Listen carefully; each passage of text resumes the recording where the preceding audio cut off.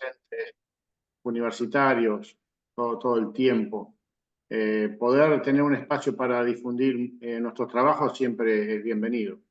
La universidad pública siempre necesita de estos espacios para poder interactuar con el medio productivo, con el sector, en este caso con un grupo tan importante para la economía y para la producción como es el Centro de Corredores y Agentes de Bolsa. Así que primero, muy agradecido por la invitación y bueno, esperamos en este sentido poder realizar algún aporte a una problemática que, como bien decían, durante esta campaña nos ha sacudido fuertemente. Quiero ver si puedo compartir pantalla primero para poder... Aprovecho el espacio para que todos aquellos que vayan teniendo preguntas las vayan volcando en el chat, que al final la vamos a leer. Así que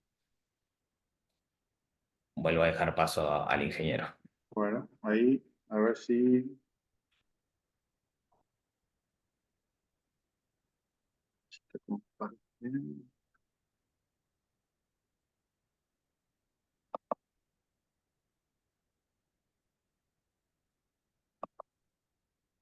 Vamos de vuelta. Ahí.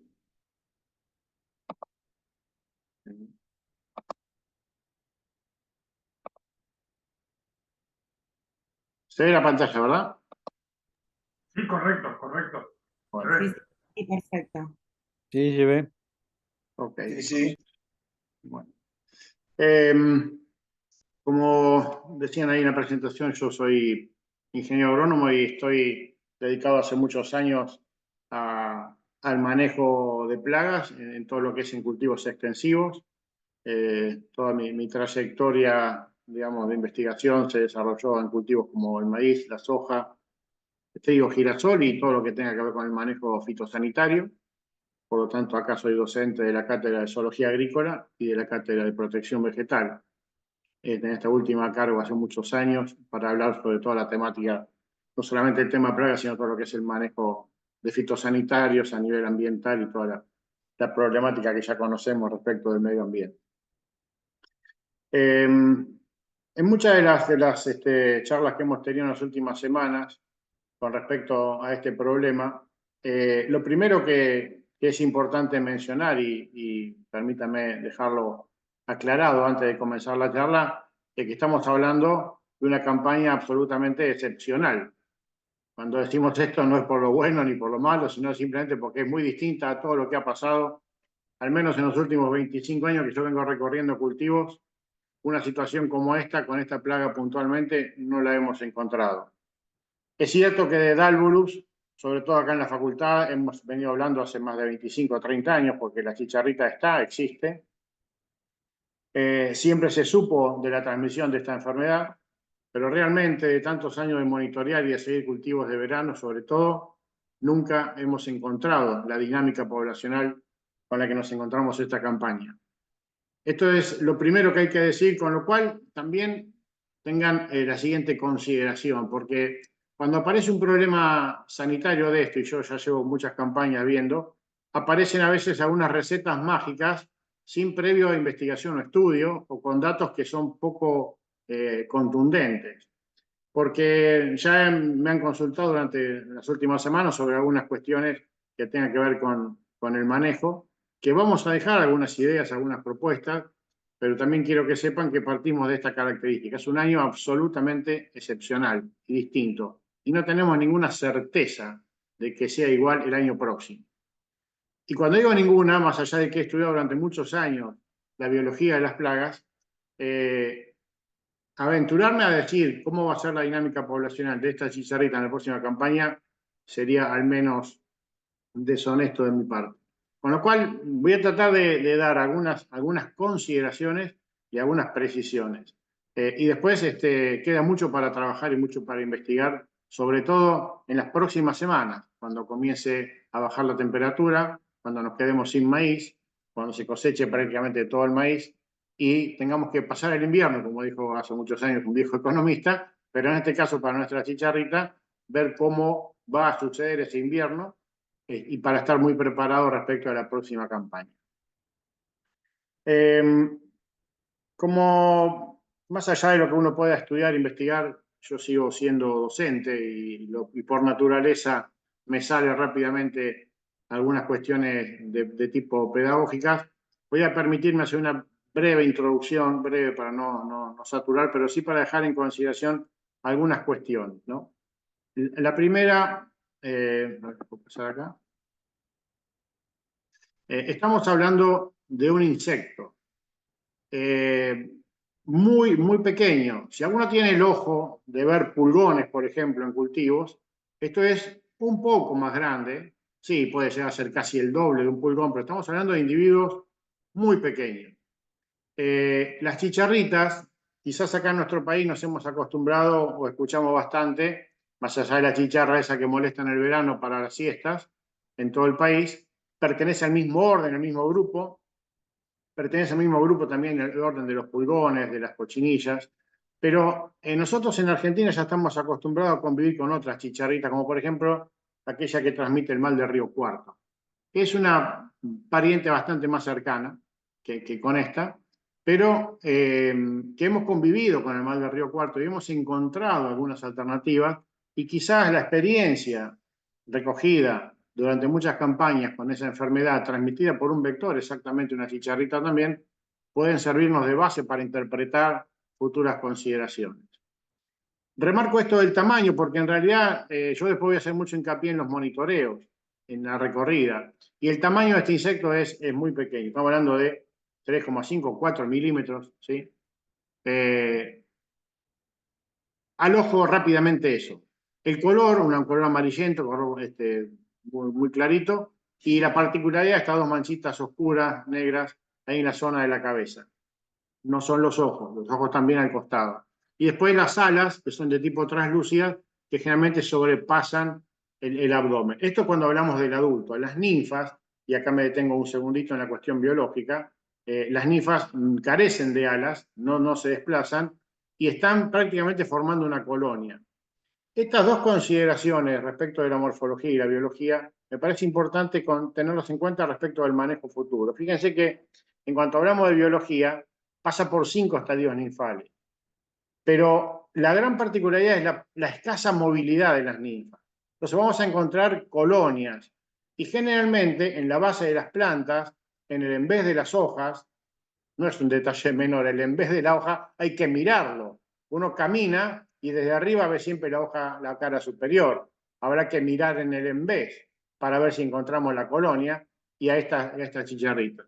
Esta primera cuestión la digo respecto de lo que después voy a hablar con el monitoreo, que resulta una de las claves para el manejo. Es muy importante considerar lo siguiente, esto es lo que se sabe respecto de la biología de Dálvolus, muy estudiada en el norte de nuestro país. Quiero dejar esto bien en claro, porque ahora voy a explicar un poquito la distribución en el país, y si acá tenemos muchos, en este momento, muchos escuchando esta charla, y son mayoritariamente de provincia de Buenos Aires, estas condiciones son sensiblemente distintas, y la biología de esta chicharrita en las zonas pampeanas va a ser distinta, y yo después lo voy a anticipar para que estemos más atentos a las cuestiones propias de esta región. Pero lo que se sabe es que esta chicharrita puede tener estos 5 estadios ninfales y 5 generaciones al año, con lo cual se va a instalar básicamente a la salida de la primavera hasta estas semanas. La semana que viene, por ahí termina su ciclo, de octubre, noviembre, depende de la zona, hasta abril o mayo, y ahí completa los 5 estadios larvales. La otra cuestión que es muy importante en este tipo de insectos es que tiene un aparato bucal de tipo picador-suctor. ¿Qué significa esto? Es como si fuera una aguja. Es una aguja biperforada. Por uno de los conductos, por uno de los canales, envía saliva. En esa saliva, probablemente pueda viajar el microorganismo que es el que produce la enfermedad. En este caso, un espiroplasma. Ahora vamos a detenernos un poquito en eso.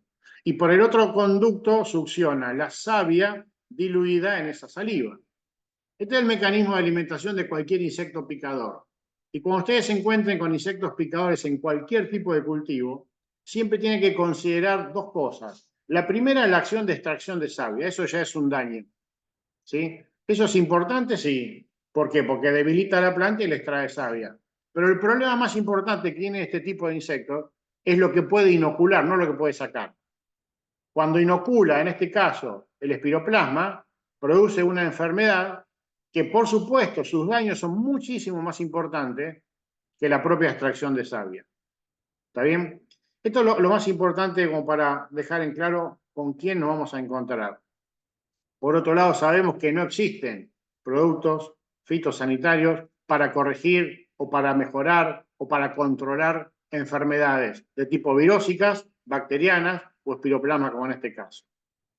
Hasta fungicida vamos bien. Después el resto para cultivos extensivos estamos con las manos atadas, con lo cual la única alternativa de control, y esto también lo quiero dejar bien en claro, la única estrategia de control válida es el control del vector, es quien transmite la enfermedad. Hay que controlar al que trae la enfermedad. Con esta cuestión morfológica y esta cuestión de tipo biológica, dejo la principal idea como para tratar de interpretar esto. Esto también me parece importante considerarlo, porque si hablamos con la gente de Tucumán, de Salta, de Jujuy, hablamos con zonas productoras de maíz en el norte de nuestro país, con respecto al tema de la chicharrita tienen bastante más experiencia que nosotros aquí en Buenos Aires. Pero esto es importante remarcarlo. Lo que se estudió, esto lo estudió el doctor Birla durante muchísimos años, podemos definir 4 áreas bien marcadas, la A, la B, la C y la D. En la zona, que es la zona bien al norte de nuestro país, ya al límite con Paraguay y Bolivia, la chicharrita está todo el año, porque resulta que el invierno es benigno y no hay interrupción de su ciclo. Hay chicharrita, ¿sí?, los 12 meses del año. En las zonas B y C, ya es una zona más intermedia, empezamos a tener inviernos donde la chicharrita puede refugiarse, donde la chicharrita puede estar ahí, y después tenemos la zona D, donde es muy esporádico. Acá nos involucra mucho la zona de Buenos Aires, con lo cual quiero también decir, estemos atentos, no que estamos exentos. El invierno es el que va a determinar la supervivencia de los individuos. Sobre eso tenemos que estar muy atentos y es algo que voy a remarcar en las próximas diapositivas. Cuando hablamos de que Dalburus es el vector de esta enfermedad, tenemos que decir que lo que transmite es un espiroplasma, para dejar más o menos claro este tipo de cuestiones, ¿no? Pertenece al género Molicutes, son pequeñas bacterias que no tienen paredes celulares y que comparten el metabolismo que es simple y de vida parasitaria. Y la mayoría de estas especies se encuentran muy bien en el intestino o la hemolinfa de los insectos y en el floema de las plantas. Justamente. La hemolinfa de los insectos es el sistema sanguíneo. Los órganos están flotando dentro de un insecto en hemolinfa. Esta bacteria, este espiroplasma, sobrevive en el floema de los insectos. Y algunos insectos vectores lo pueden sostener durante mucho tiempo y después inocularlo. Y el otro hábito, el otro ambiente donde el espiroplasma va muy bien es en el floema de las plantas. Este detalle también es importante porque en el floema, y esto lo refuerzo la idea, ¿no? El floema es la vía ascendente donde va la savia elaborada, donde va a parar a los órganos de destino final, por ejemplo, los granos.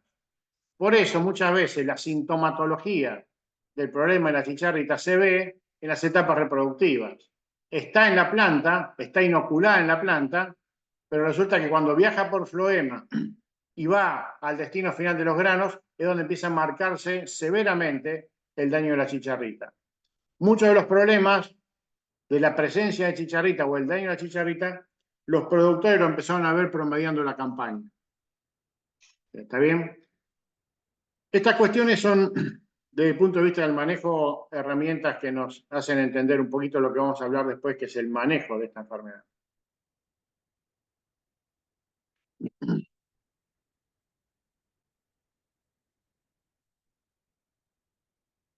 Perdón. No, perdón.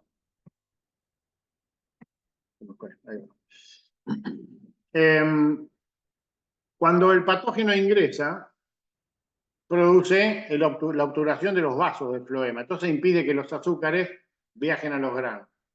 Esta cuestión después produce algunas alteraciones de tipo fisiológica y obviamente nutricionales, ¿no? Pero fíjense este dato también de lo que se sabe hasta el momento, que la intensidad de estos síntomas está directamente relacionada con la cantidad de inóculo inicial, el momento de la inoculación y fundamentalmente la temperatura, 17 a 32, y después el híbrido de maíz, que esta es otra cuestión que después podemos discutir más adelante. Resulta que Dálvulus no es solamente transmisor del espiroplasma, sino también que transmite el achaparramiento y algunas virosis. ¿Ok? Entonces, ese combo de enfermedades a veces termina desencadenando pérdidas de rendimiento muy, muy importantes.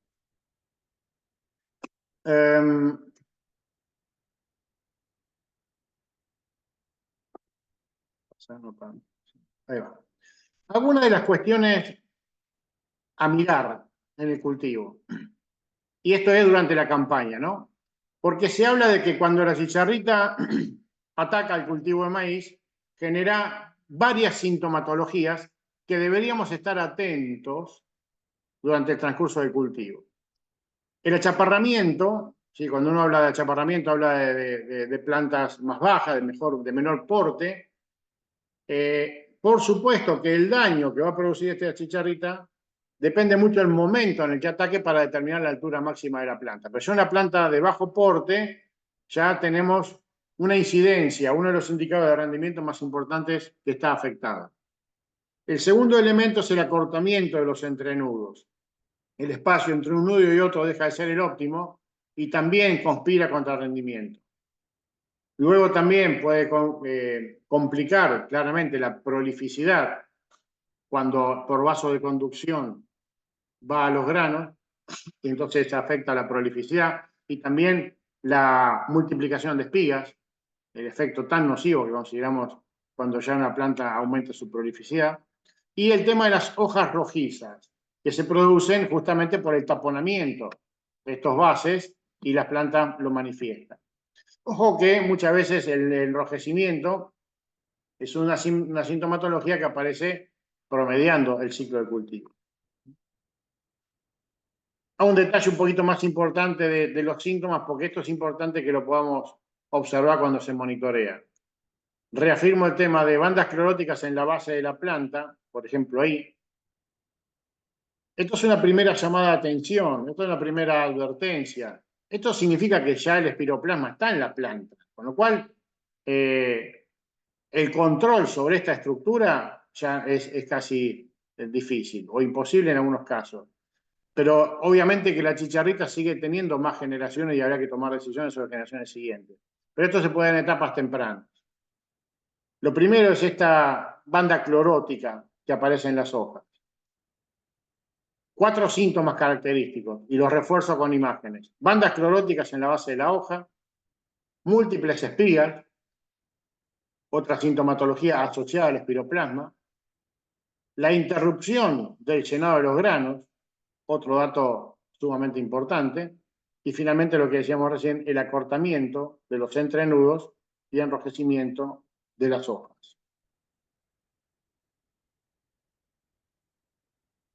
Esta primera parte, y ahora ya nos metemos en el manejo, pero estas 2 o 3 consideraciones que me parecen importantes dejar en claro.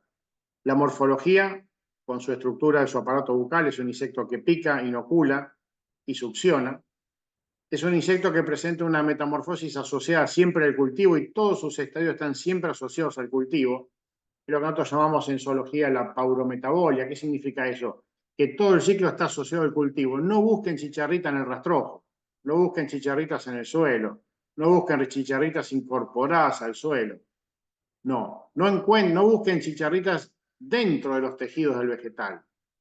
Siempre succionan sobre la epidermis y siempre conviven sobre la epidermis. Este dato es importante porque las estrategias de manejo van a estar dirigidas sobre el cultivo y no sobre otra estructura. No sobre otra estructura. Insisto, no sobre el rastrojo, no en el suelo, no de manera subterránea, no en ningún otro lugar. Sobre el cultivo. Y esta otra cuestión también que me parece importante es, cuando hablamos de la biología, estas generaciones que se dan durante la campaña. 5 generaciones. Es decir, arranca el ciclo, alcanza el estado adulto, se aparean, oviponen, arranca la segunda generación, con lo cual tenemos chicharrita con una duración de ciclo de entre 24 a 38, 40 días. Les puedo asegurar que tenemos chicharrita casi todo el ciclo del cultivo. 5 generaciones, cuando una generación dura más de un mes, estamos prácticamente con los 6 meses de cultivo ocupados. Siempre con chicharritas. Claro que a veces las primeras generaciones van en crecimiento de manera exponencial y quizás en la tercera, en la cuarta y en la quinta tenemos poblaciones muy altas.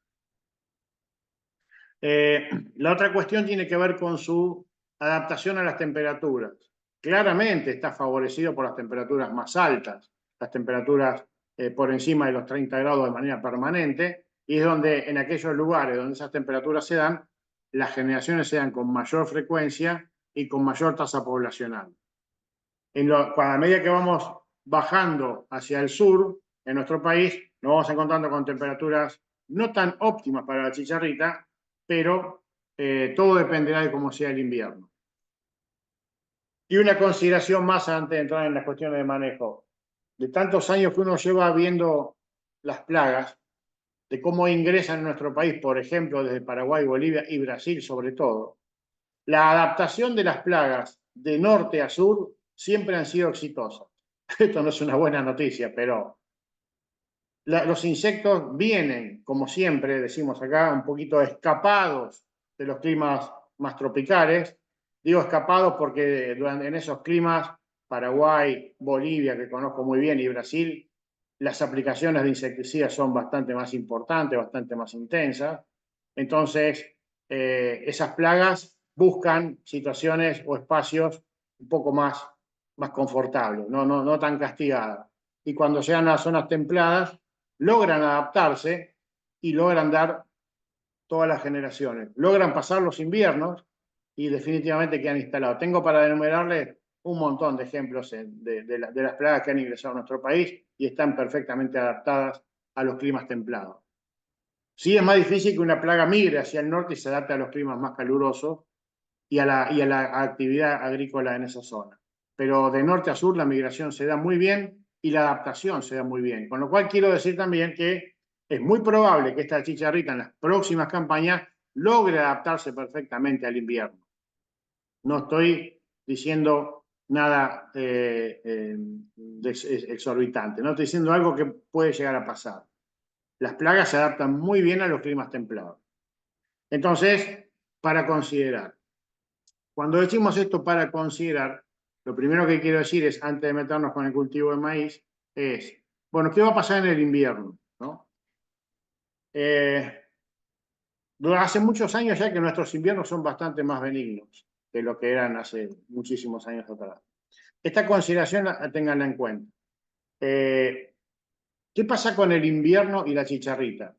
Lo primero que hay que tener muy en cuenta, y se lo escuchaba decirse los otros días a Macarena Casuso, una especialista del norte que maneja muy bien esta dinámica de Dalburus, y es, ojo con la cosecha, ya en la próxima cosecha. Empecemos a prestar atención a lo que se va a cosechar y ojo con las plantas que no se cosechan. Ojo con las plantas que quedan durante todo el invierno sin cosecharse. Porque hay una tentación bastante grande de muchos productores que, como los rendimientos han sido tan bajos en algunos lugares, que quede esa particularidad de que unas plantas no sean cosechadas. Esas plantas que no son cosechadas es el refugio ideal para esta chicharrita.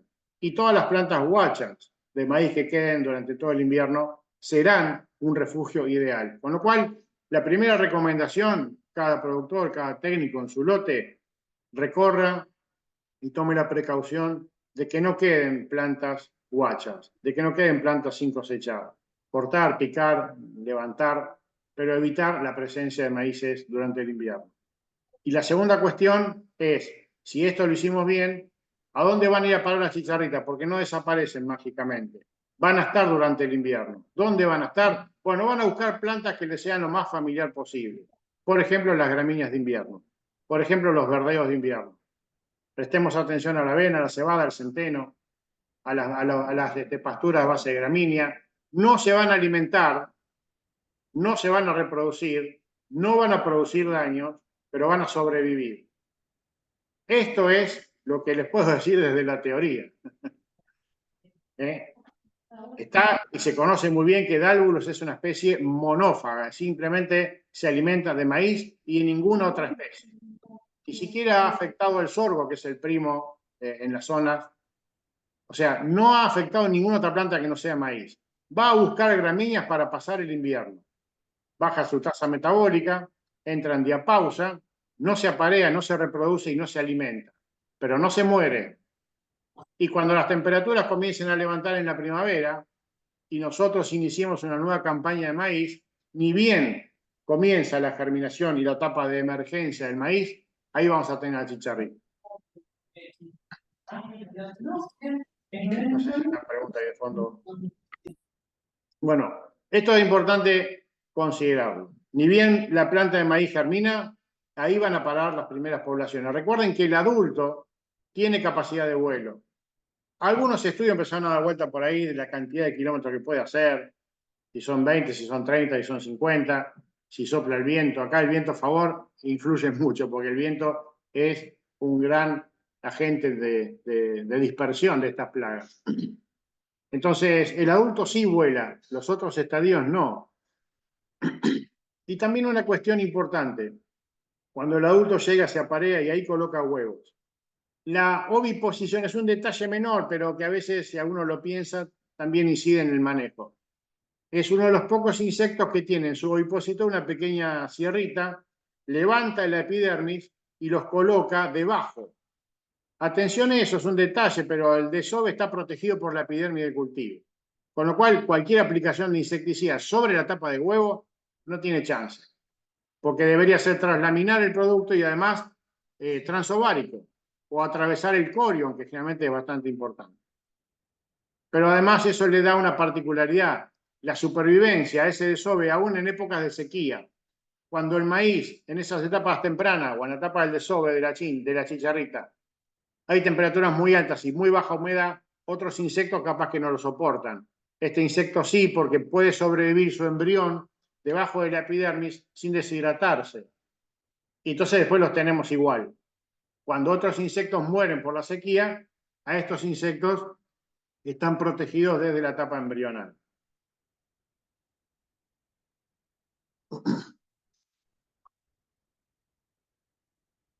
Ahí tenemos a las colonias formándose y preferentemente cuando el maíz empieza a avanzar en su etapa, prefieren la base del cogollo y en las axilas y en la parte inferior de la planta. Acá viene la primera consideración, ¿no es cierto? Porque uno dice, bueno, para la próxima campaña, ¿qué recomienda, ingeniero? Bueno, ahora vamos a hablar de unas recomendaciones, pero una de las recomendaciones tiene que ver con el monitoreo. Acá hay una cuestión que yo lo vengo diciendo hace mucho tiempo, y no lo digo yo, lo dicen todos los colegas. El monitoreo del cultivo es una actividad que sirve para diagnosticar, para saber si hay y cuánto hay. El problema es que los monitoreos, y yo lo vengo insistiendo en cuanto curso de capacitación damos con alumnos, con egresados, en diplomaturas, en tecnicaturas que damos a campo, es que el monitoreo hay que, bueno, bajarse de la camioneta y hay que caminar.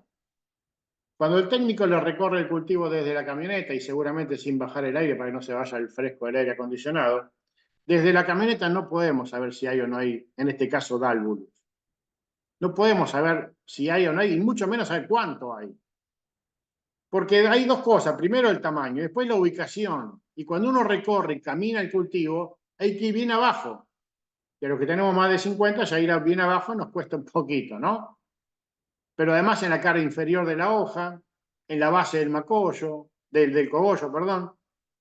Y estamos hablando de insectos, si el adulto mide 3, 4 milímetros, la ninfa empezó de 1, 2, 3 milímetros. Entonces hay que agudizar mucho la vista, hay que tomarse el tiempo. Hay ya una sugerencia de monitoreo, yo no voy a sugerir nada, yo lo que les digo es, caminen, recorran, agáchense y busquen bien abajo, porque si nosotros podemos detectar poblaciones de chicharrita en la etapa de la emergencia del cultivo, en las primeras etapas, es ahí donde hay que tomar las decisiones más importantes.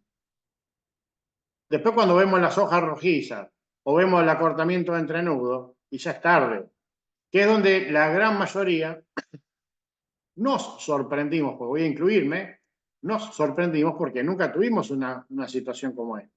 Entonces, esto sirve, yo te preguntaba un periodista si, dice, este año con la chicharrita un año para olvidar.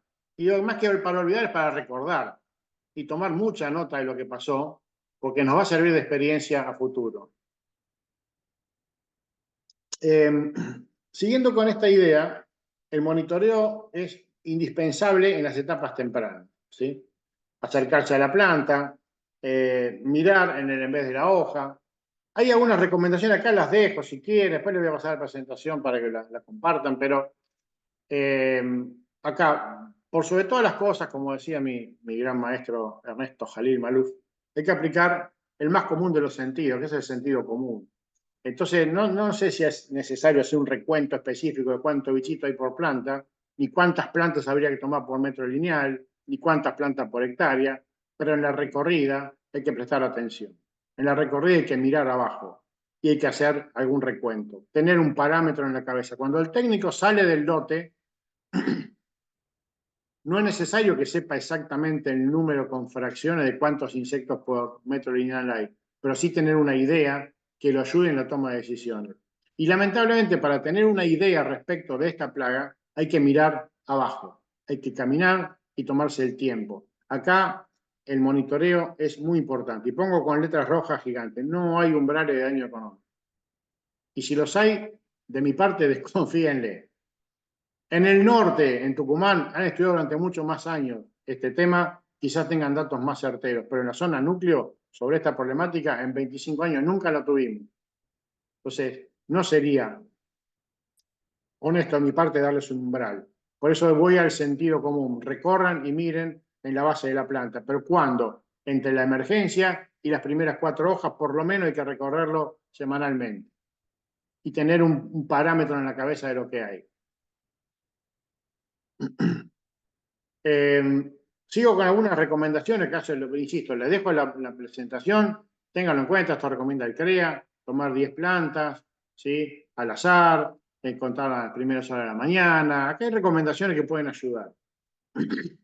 Pero presten atención a esas cuestiones que me parecen importantes sobre el insecto. Si yo les presento la escala fenológica del cultivo, claramente, ahí en las primeras formación de hojas está el principal problema del álbum.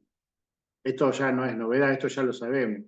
Sobre esto podemos trabajar, sobre esto podemos prevenir. Entonces, acá va a venir la primera de las sugerencias, ¿sí? Que tiene que ver ya con el cultivo implantado o con el cultivo por implantar.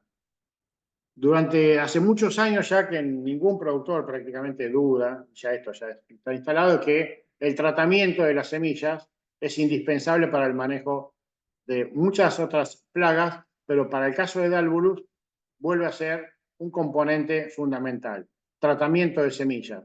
¿Por qué? Porque la primera etapa de daño de esta chicharrita es en estadio de plántula. Con lo cual, yo después el curasemilla que elijan considerará cada técnico de lote y cada profesional, pero para mí, digo, el curasemilla, el insecticida, debe reunir 2 consideraciones importantes. Después, insisto, la marca y lo que quieran, pero 2 consideraciones importantes para que sea efectivo acá. La primera cuestión tiene que ver con que el producto tiene que ser sistémico. Tiene que ser sistémico. Yo tengo que tratar la semilla y cuando la semilla germina y la plántula emerge, se tiene que llevar el insecticida a la plántula, porque es donde pica la chicharrita. Y la segunda cuestión que le voy a pedir a ese insecticida es la residualidad. Cuanto más residual, mejor. Todos sabemos que ahí podemos jugar más o menos 25, 30 días, 40 días, no mucho más que eso. ¿Es garantía absoluta? No. La chicharrita va a estar igual. Puede picar, puede morirse, pero puede picar igual. Porque para morirse tiene que picar. Entonces, bajo esas 2 consideraciones, la gran mayoría de los insecticidas que están registrados para este tratamiento son los neonicotinoides. 2 o 3 insecticidas muy comunes, como el imidacloprid, como el tiametoxan, como el acetamiprid, que le está permitiendo efecto sistémico y residualidad. 2 componentes indispensables para comenzar a trabajar sobre la protección de la semilla y la plántula. Con eso nos estaríamos asegurando, entre comillas, un espacio de 25, 30, 40 días, dependiendo de otras consideraciones. A ver.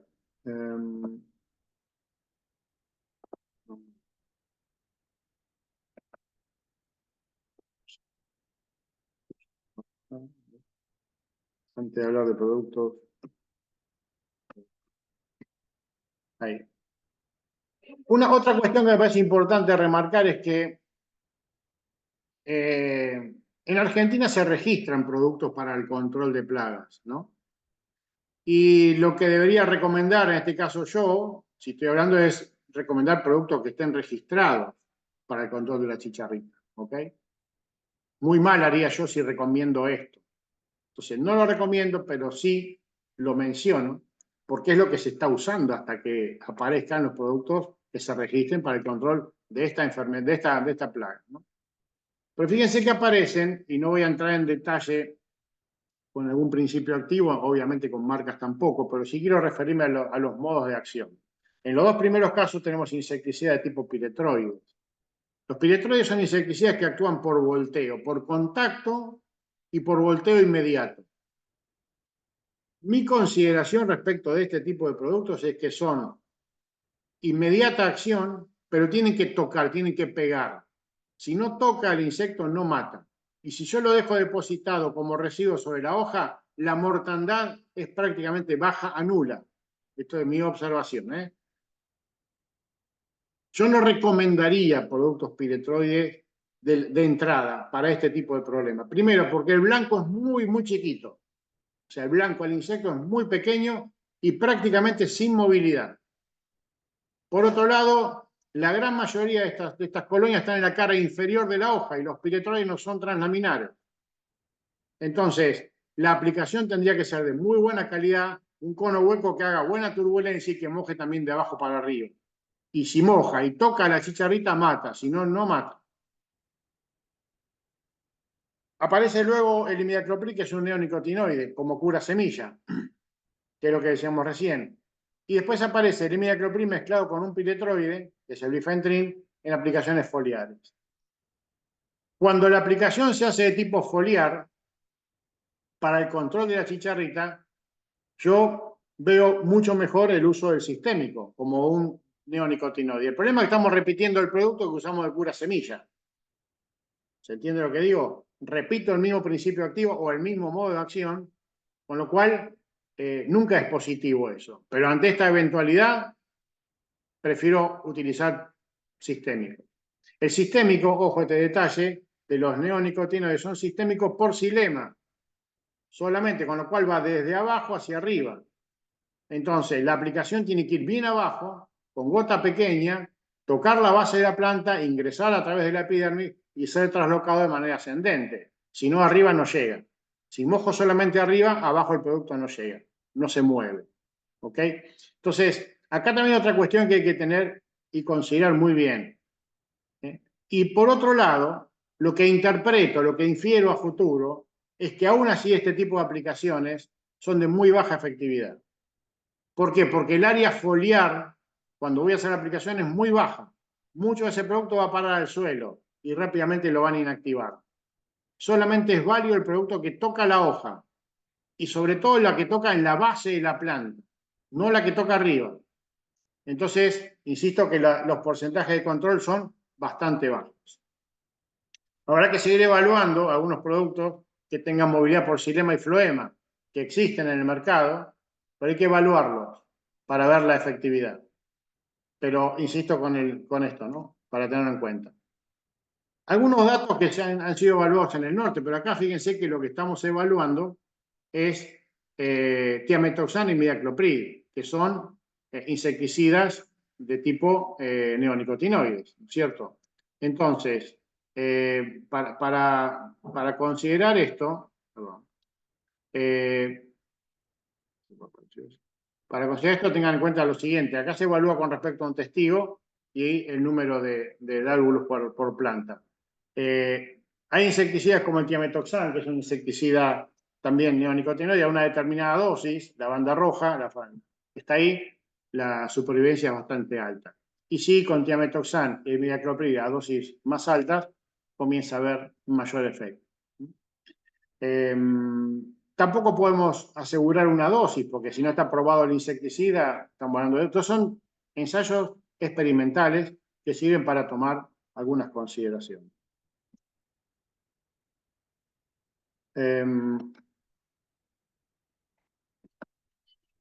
Bien. Para ir redondeando esto, y después sí me gustaría escuchar y responder a las preguntas que pueda, pero me parece para no ser tanto monopolio en la charla. Algunas cuestiones para ir redondeando la idea, ¿no? Hablamos recién de estrategias o sugerencias. Mantener libre el lote de maíz guacho durante 90 días antes de la siembra. Esto parecería ser fundamental. Fundamental. Si venimos de maíz y vamos a maíz, bueno, pero no importa si vamos a sembrar soja y el lote de al lado de maíz también, porque la chicharrita puede volar. Entonces, estos 90 días, poco para tener en cuenta la supervivencia. Pero insisto, maíces guachos, maíces que hayan quedado sin cosechar, monitorear muy bien gramíneas de invierno, como decía hace un rato. Acá hay otro tema que no lo mencioné todavía, pero me parece muy importante, porque muchos me preguntaron, casi todas las charlas y que hemos empezado en las últimas semanas en algún diario o alguna radio, era ¿por qué? ¿Por qué se produjo esto de la chicharrita? Y adjudicárselo a problemas climáticos parece una respuesta muy fácil de entrada, pero no tiene mucho asidero. ¿Por qué? Porque hay chicharrita en el norte del país, hay chicharrita en zonas pampeanas y los climas son muy distintos. En algunos lugares llovió bien y hubo chicharrita, en otros lugares no llovió tan bien y hubo chicharrita igual. Creo que este punto que pongo acá de las siembras escalonadas es uno de los determinantes más importantes. Hoy tenemos en Argentina una vasta zona, extensa zona, con maíz, desde el norte hasta el sur de nuestro país, al sur de la provincia de Buenos Aires. Tenemos maíces de fechas tempranas, de fechas tardías, de primera, de segunda, con lo cual la oferta, y acá me detengo en esto, la oferta de maíces en hasta las primeras 4 o 6 hojas está prácticamente desde agosto hasta enero en todo el país. Es decir, la etapa más sensible y preferida por la chicharrita, ese plato de comida, lo tenemos en un montón de hectáreas en el país, desde el norte hasta Buenos Aires. Si uno recorre de norte a sur, vamos a encontrar todo ese tiempo, desde agosto a enero, maíces en las primeras 4 hojas. Siempre está esa oferta. Y ese es el detonante quizás más importante para que la chicharrita siempre haya encontrado su cultivo preferido, obviamente, pero su etapa más sensible y preferida también. Entonces, ahí creo que está una de las primeras respuestas. Cuando a veces escuchaba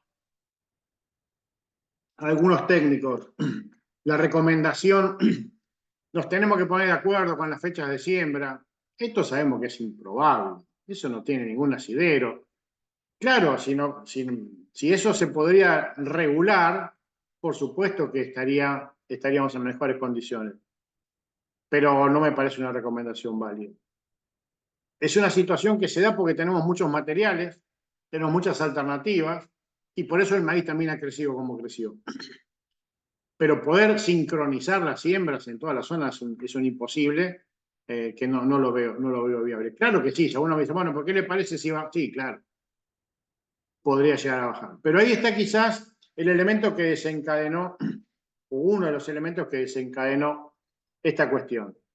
Yo lo pongo acá como acortar las ventanas de siembra, evitar siembras escalonadas, pero esto acortaría, sí, esto achicaría, sí. Imposible prácticamente de instalar en nuestro país. Sí monitoreo en gramínea de invierno. Sí el tema de la nutrición asegurada o balanceada. De cualquier manera, una planta, por supuesto, una planta nutricionalmente balanceada va a tener más tolerancia y más resistencia, pero no es la condición que lo salve.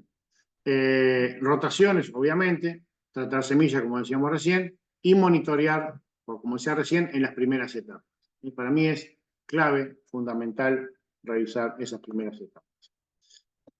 Bien, esto es lo que yo quería contarles y esta es mi presentación breve. Traté de ser puntual, específico, pero por supuesto estoy atento a las preguntas o consideraciones que quieran hacer. Bueno, pasamos a leer las preguntas que se fueron haciendo en el chat. Vamos con la primera, que es consulta. ¿No hay fitosanitario aprobado e indicado para el control de Dalbulus? Eso habría que, lo tiene que registrar, se tiene que registrar las empresas, tiene que avalarlo el SENASA, es un proceso que lleva su tiempo.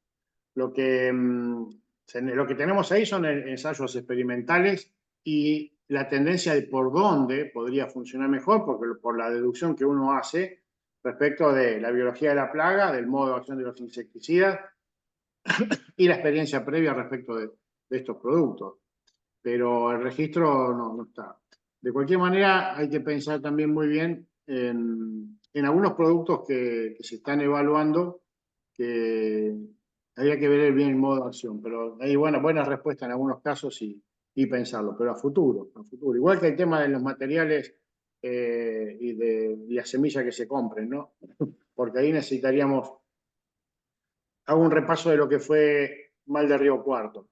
En algunos tiempos, en algunos años, hace mucho, fue un problema así muy importante como lo estamos viendo ahora. Luego han aparecido materiales con cierta tolerancia, resistencia, y materiales que nos dan seguridad, a tal punto que en muchas zonas está prácticamente erradicado el problema. Si vamos a Brasil, Brasil tiene materia, acá en Argentina se han introducido algunos materiales que habría que ir evaluándolos en las próximas campañas. Esto lleva su tiempo de implementación y esa tolerancia a los tiempos y al análisis vamos a tener que darlos, vamos a tener que esperarlos y después vamos a ver si tenemos contundencia con los materiales seleccionados.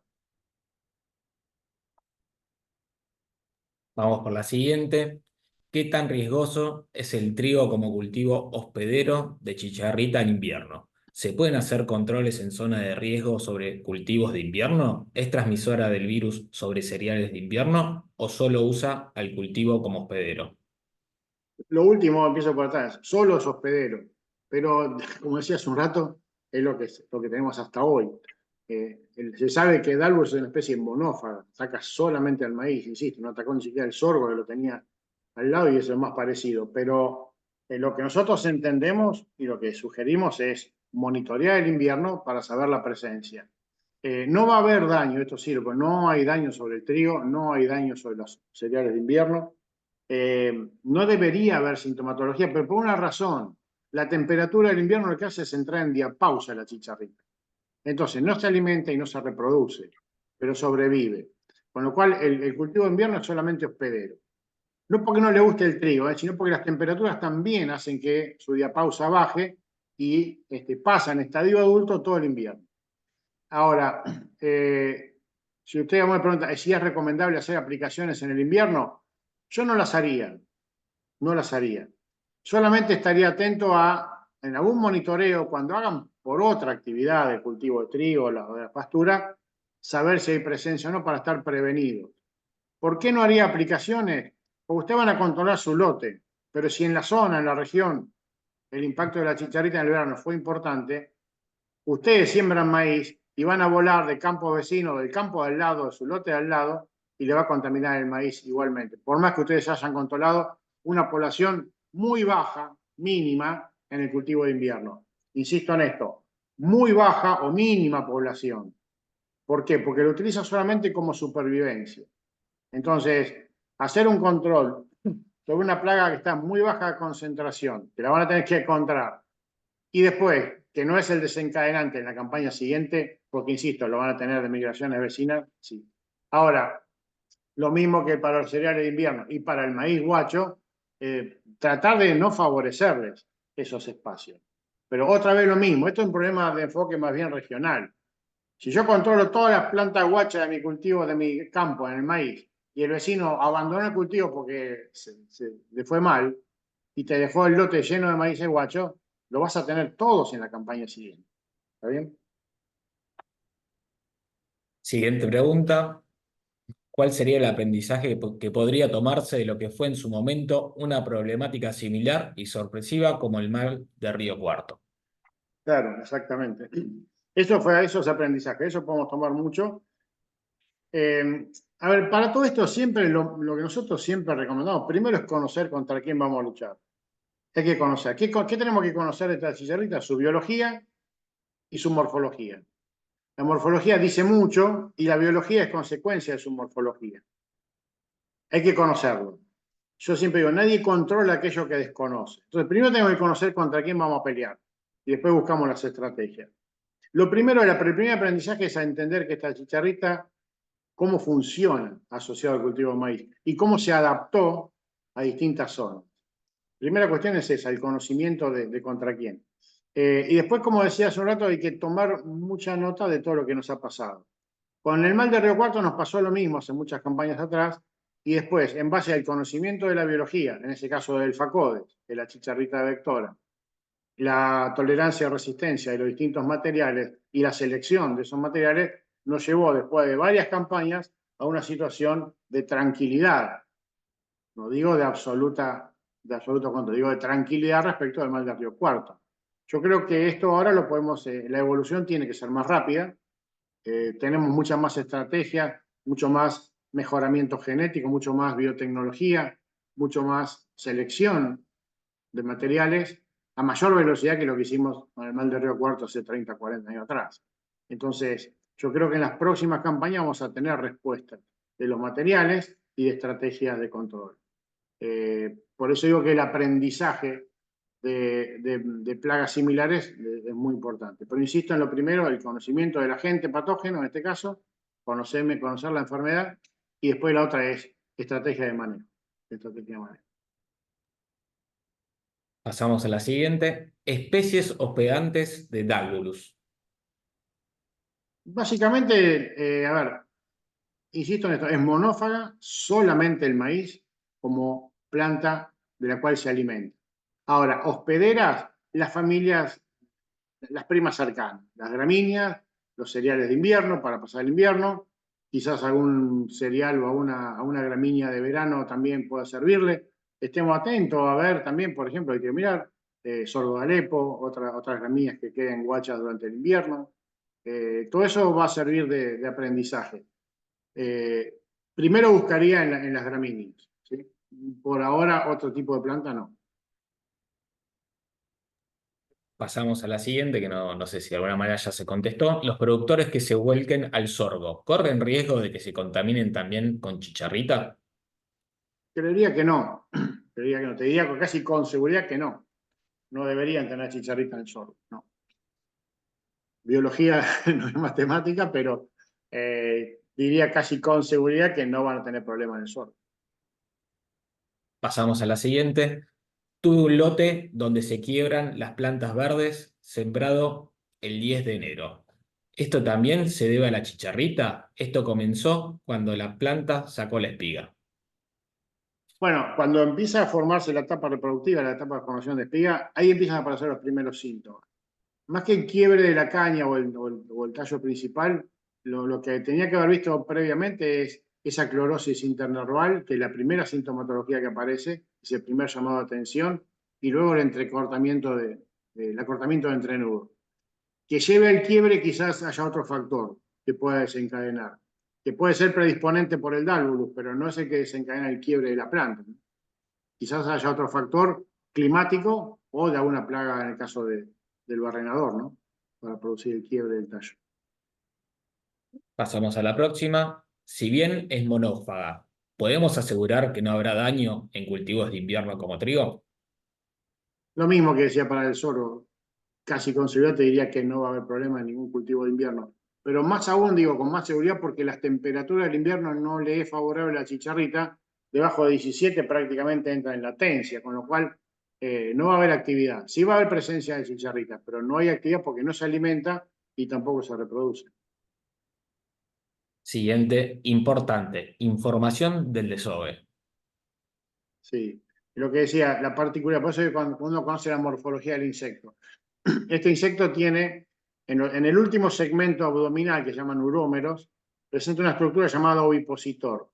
El ovipositor de las chicharras en general, igual que la chicharra común que decía hace un rato de la siesta, tiene un ovipositor en forma de sierra. Esa sierrita lo que hace es corta la epidermis y la levanta. Y cuando la levanta coloca algunos huevos, no muchos, porque fíjense que los desove no son muy numerosos. Pero ese desove ya está protegido por la epidermis. Ese desove ya tolera la deshidratación, el embrión no se muere y tolera, por ejemplo, temperaturas muy altas y en época de sequía. Sí es importante considerar el desove, pero los desoves se hacen solamente en el maíz. No hay desoves en los cultivos de invierno, no hay desoves en los maíces guachos, no hay desoves en la gramínea de invierno, solamente en el maíz.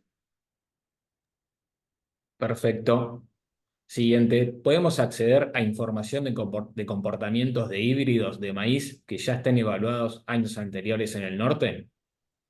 Esa información yo creo que ya muchas empresas lo van a poner disponible en estos días. De lo poco que se tiene, y sin hablar de ninguna empresa en particular, digo, son ensayos todavía preliminares, ¿ok? Porque para que esto sea contundente tiene que tener varias campañas. Insisto en esto, no es en contra de ninguna empresa particular, digo, son datos que van a ser preliminares. Entonces, la contundencia de esas evaluaciones la dará el tiempo. En algunos lugares en el norte llevan más años evaluando materiales que puede ser lo que puede ser en las zonas pampeanas. Hay que ver después si esos materiales se adaptan. Lo mismo me preguntaban el otro día, y si traemos de Brasil, en Brasil tiene más experiencia. Pero obviamente otra vez lo mismo, la adaptación de materiales a distintas zonas. Entonces, yo creo que lo que tenemos que hacer es un trabajo de selección en las propias zonas con materiales adaptados a esos lugares. Y eso lleva un par de campañas para tener mayor certeza. Pero seguramente en estos días, cuando ya termine la campaña y la cosecha y nos empecemos a preparar para la próxima, los semilleros y las empresas empiecen a mostrar qué es lo que tienen, cuáles son sus materiales y, por supuesto, todos van a querer decir que tenemos el mejor maíz tolerante a dálvulo, ¿no es cierto? Siguiente, ¿cuánto tiempo tendría que pasar sin alimentarse la chicharrita para morir? Eh, esa pregunta. A ver, en el invierno no se alimenta durante los casi 5 o 6 meses que pueda durar. Un insecto con estas particularidades, los homópteros tienen una estructura que se llama cámara filtro, que ellos necesitan alimentarse permanentemente.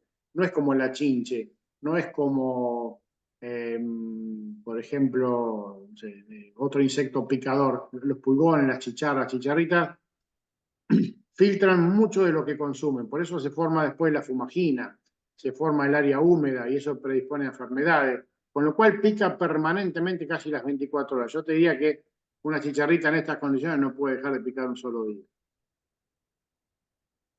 ¿El gobierno nacional ha tomado cartas en el asunto ante tremendo desastre económico, no solo en la actualidad, sino para campañas futuras?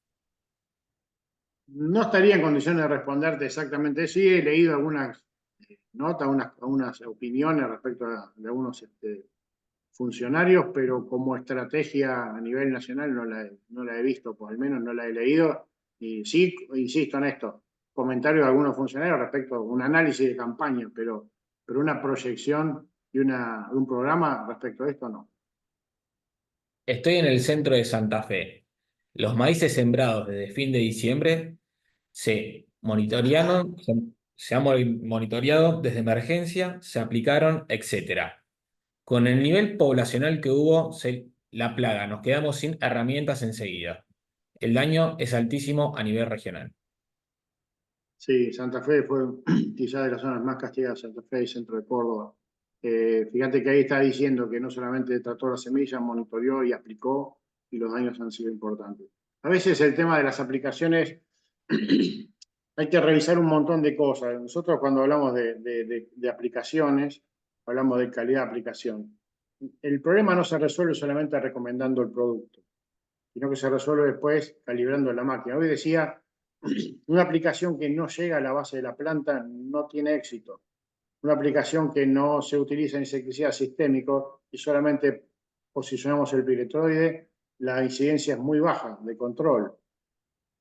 Tiene que ver mucho el producto elegido, pero cuando hablamos de calidad, acá hay una cosa que nosotros reforzamos siempre, ¿no? Perdón si hay acá un aplicador, un contratista, pero yo durante muchos años, mi principal amigo, socio y compañero de campaña, los contratistas, es un personaje difícil de tratar, ¿no? ¿Por qué? Porque tiene su trabajo, tiene su exigencia, tiene su agenda, y después estamos nosotros, los asesores, diciéndole, bájame la velocidad, baja el botalón, aumentar la presión, dame gota más chica, y eso le lleva tiempo y es lo que no quiere gastar el tiempo. Después discutimos respecto de cuántos litros de agua hay que tirar y cuántos no, y ahí ellos tienen una idea, nosotros vamos por otra. Son intereses distintos. Entonces digo, en esto muchas veces el hecho de que se haya aplicado no es garantía de que haya éxito en la aplicación.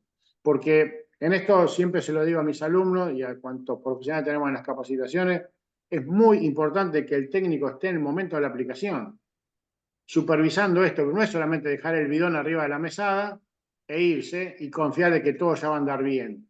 Porque, insisto, el aplicador tiene sus tiempos, tiene su agenda, tiene sus urgencias y tiene sus intereses, que generalmente no son los mismos del técnico, del lote, que tampoco están a veces en consonancia con el dueño del campo, con lo cual la aplicación tiene que tener una serie de características.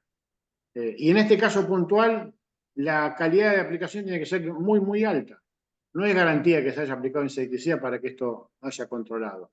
Y después tiene mucho que ver el nivel poblacional de plagas con el que se inició el control. Porque con niveles poblacionales muy altos, vos podés bajar un porcentaje de la población, pero te sigue quedando un remanente que es muy alto y sigue habiendo daño y sigue habiendo la sintomatología manifestada, ¿no? Quizás la toma de decisiones tiene que ser con etapas muy tempranas con poblaciones muy bajas. Cuando la población es de mediana alta, por más que la eficacia sea buena, te queda un remanente y el daño lo tenés en los 15 días siguientes. En cuanto a la calidad de la semilla cosechada que tuvo un ataque, ¿qué nos puede comentar con respecto a micotoxinas y espiroplasma? Con respecto a micotoxinas, no lo sé, pero sí les recomiendo fuertemente que hablen con Facundo Ferraguti de Into Oliveros, que es el coordinador. Él tiene muchos datos respecto a micotoxinas, pero tengamos en cuenta lo siguiente, y esto es una consideración general que hago yo respecto de esto, ¿no? El ataque de la chicharrita afecta al cultivo, afecta al rendimiento, pero después tenemos que ver qué pasa con la calidad de ese grano y de esa futura semilla. En principio yo no lo relacionaría directamente con la enfermedad, ¿sí? La micotoxina va por otro lado y el daño de la chicharrita va por otro, que quizás no sea desencadenante o no sea importante, pero insisto, hay que evaluarlo. Una cosa la micotoxina, sí, eso es otra cuestión que hay que evaluar, pero respecto del daño de chicharrita versus calidad de semilla, no creo que haya una correlación positiva en este caso. Perfecto. ¿Los maíces tropicales son más resistentes a la chicharrita que los maíces templados? No tiene, creo que no tiene que ver con que sean tropicales o templados, sí tiene que ver con la mejora en la selección o en el mejoramiento de genética o biotecnología que se haya hecho. Hay materiales templados que si están mejorados para el ataque, digo en función, por ejemplo, del mal de Río Cuarto. No es necesariamente una cuestión de que sean tropicales o templados, simplemente que son materiales mejorados para seleccionar y para, de alguna manera, restringir o limitar el daño de la plaga, pero no por la adaptación climática. ¿Tiene enemigos naturales conocidos Dalburus? Eh, Buenos, efectivos, no. Eso es un tema que también se puede llegar a seguir estudiando. En general, estos insectos los pueden predar a veces en etapas ninfales larvas de vaquitas, ¿sí? Los coccinelios, lo pueden predar algunas crisopas y probablemente alguna avispita, microhimenóptero pueda parasitarlos, pero efectivamente eso lleva también un tiempo y hay bibliografía donde hay enemigos naturales, pero en poblaciones que sean realmente importantes como para evitar una aplicación, no lo tenemos seguro, ni creo que lo tengamos en el corto plazo. Lamento decirlo. Bueno, vamos, por una cuestión de tiempo, vamos con las últimas tres. Tengo entendido que dictan diplomaturas en sanidad de cultivos extensivos. ¿Dónde encuentro más información? Bueno, muchas gracias por esa pregunta, porque eso me permite hacer un poco de marketing sobre mi facultad. Sí, Nosotros estamos por comenzar una diplomatura en la zona de Venado Tuerto, asociado, como ya lo hicimos el año pasado, con la firma Venturino, que son distribuidores de John Deere. Allí en Venado Tuerto, Venturino tiene una escuela de formación para el agro. El año pasado hicimos una diplomatura en agricultura de precisión, que este año la vamos a dictar en San Antonio de Areco. Pero en Venado Tuerto vamos a ir con una diplomatura en sanidad de cultivos extensivos. Vamos a trabajar todo lo que es manejo de plagas, manejo de enfermedades y manejo de malezas, con sus estrategias de control. Por supuesto, está incluido esta temática. Y vamos a abordar la parte de nutrición, tanto lo que es nutrición nitrogenada con base en maíz, de fósforo base de soja, calcio, magnesio, nutrientes y micronutrientes en trigo, y también la parte de bioestimulantes y micronutrientes. En los dos aspectos se van a tocar los temas de aplicaciones. Y hemos conformado un equipo muy sólido de docentes con mucha experiencia para tocar los temas de sanidad, los más referentes como son Matías Pastore, Lucrecia Cobretot, Horacio Ciaresi, Andrés Rampoldi. En la parte de nutrición, Martín Díaz Zorita, Fernando García, Neuelo Sellet.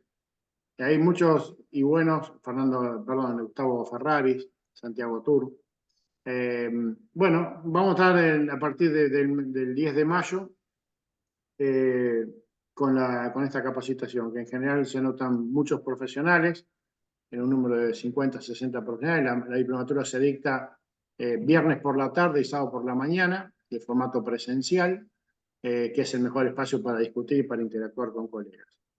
Si ingresan a la página de la universidad, www.agrarias.unlz.edu.ar, allí van a encontrar las condiciones.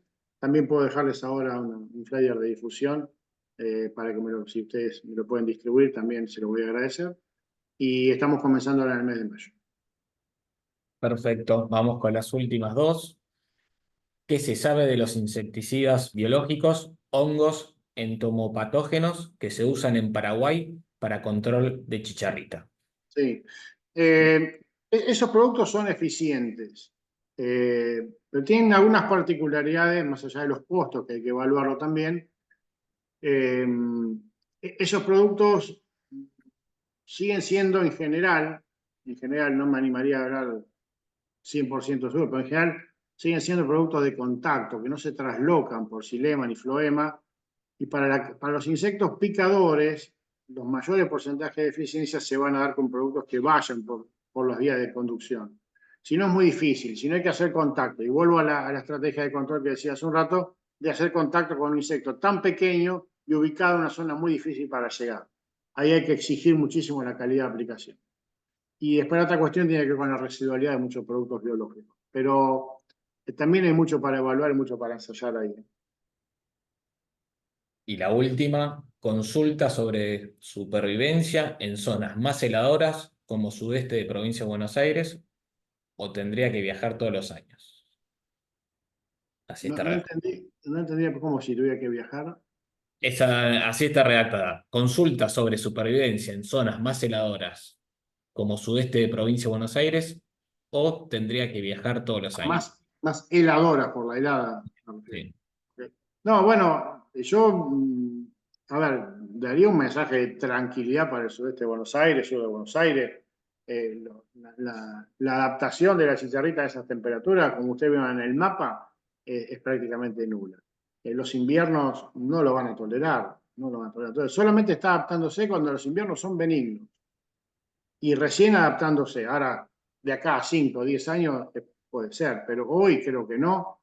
De cualquier manera, como siempre digo, monitoreen el invierno, presten atención, pero creería que en esta próxima campaña para el sudeste de Buenos Aires tenemos que estar tranquilos. Lo estamos acá, o sea, monitorear, nada más, y estar atentos, pero no es para generar alarma ni preocupación. Bueno, vamos cerrando la presentación, la verdad muy buena, Néstor, se agradece mucho. Uno que está desde el sector comercial no está tan acostumbrado a estas charlas y la verdad que muy interesante y te agradecemos muchísimo. Por favor, si podríamos compartir la presentación a toda Sí, yo la se la dejo a gente. Ana ahora y ya se las acerca. Perfecto. Y también los flyers que nos mencionaste, así lo Vale. compartimos. Sí, sí. Y bueno, agradecer a todos por la participación y esta charla que la verdad que creo que fue muy enriquecedora. Así que Néstor, la verdad, muy agradecidos. Le vamos a Gracias, pedir a muchas gracias. Gracias.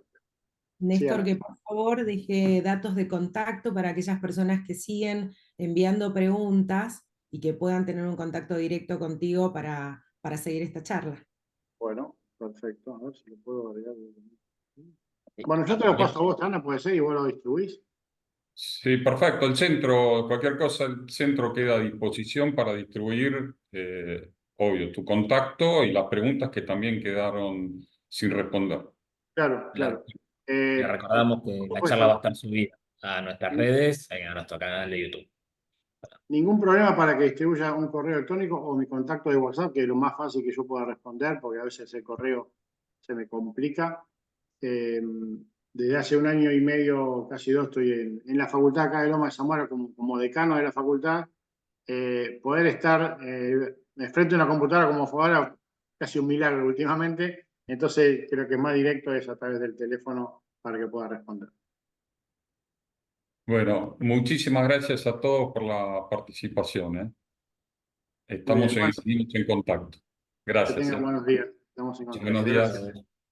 Gracias.